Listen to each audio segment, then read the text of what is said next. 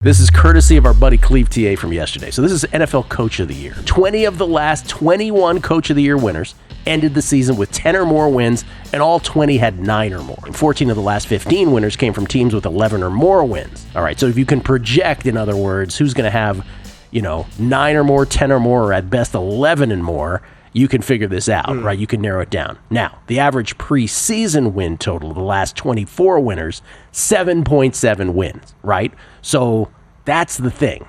Usually these come from season win total teams. Average is 7.7 wins, and no winner in the last 17 years came into the season with a win total of greater than 9.5. I think that's the biggest single thing on this thing you have to remember. No winner in the last 17 years, no Coach of the Year winner in the last 17 years, came into the season with a win total of greater than 9.5. 13 of the last 14 winners came into the season on a team that were underdogs to make the playoffs. So plus money to make the playoffs. And again, you can't have a win total of greater than 9.5. It just doesn't happen.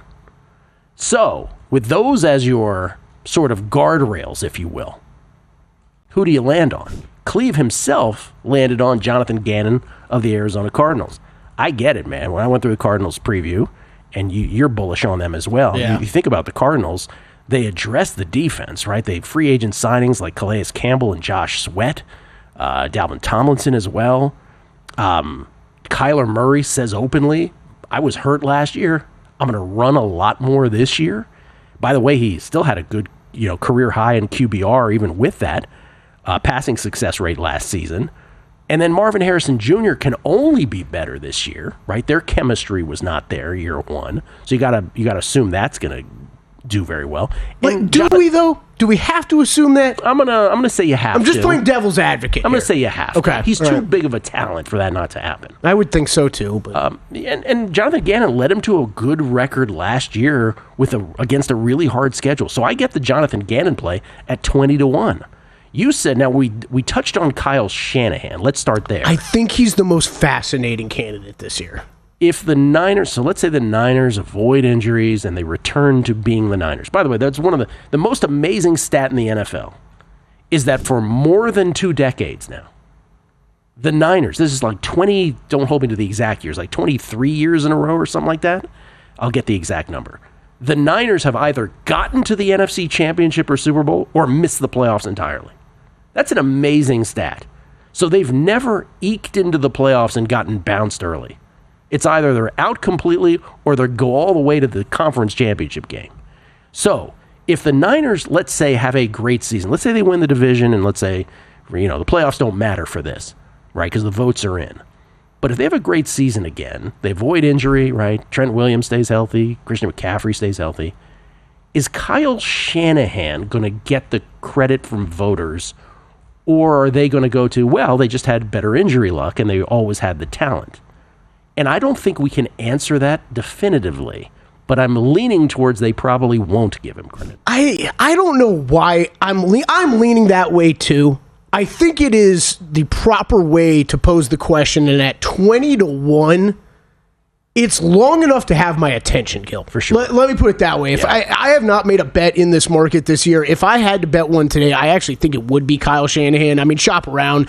I guess I'm assuming I could probably even find a little bit longer than this out there, but at 20-1, it's a long enough number that I would, if I had to bet it, that would be the name I would go to. And it's, I think it's very interesting to just what we're going to ask ourselves about this Niners team as they probably roll through a very easy schedule this year.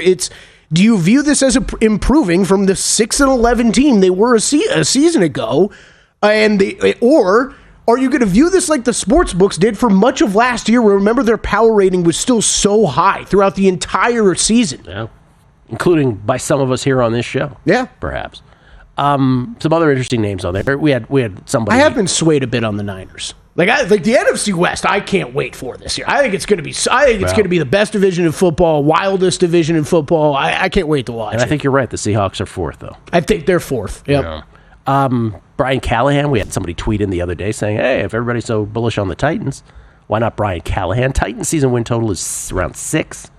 Again, we said the average was 7.7 on these eventual Coach of the Years. Brian Callahan's a little longer than that. Yeah, 22-1 on him. I mean, I think absolutely. I think if you're thinking like Cleve is, yeah, that's a play for sure. Can we throw the odds back up, guys? Because what's interesting is that the short shots here, I get it. If you are bullish on the New England Patriots, Mike Vrabel would be a candidate. The question you have to ask yourself, is that a number worth playing, even if you are? Yeah. Right? So Vrabel is at the top there. And, of course, also the Bears, right? Brian Johnson is up there.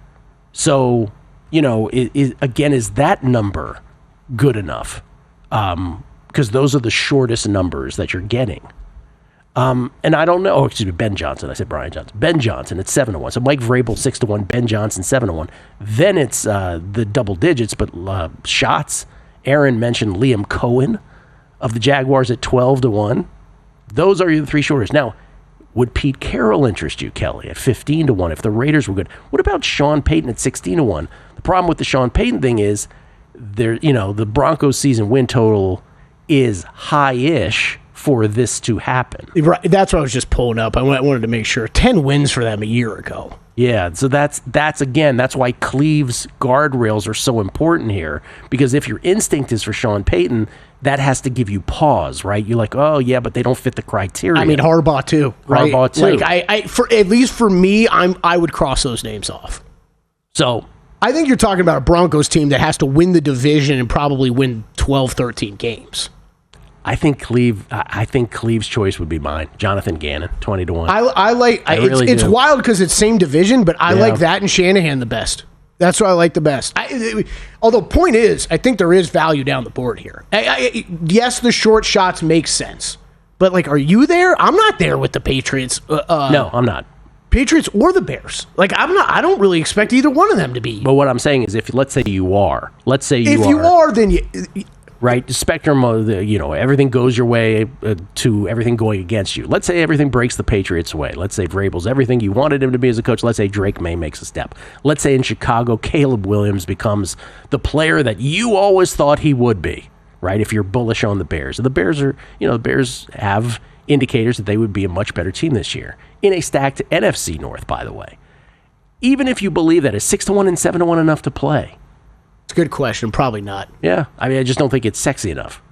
Whereas sort of like Jaden Daniels last year as a player was sexy enough at 7-1 to play.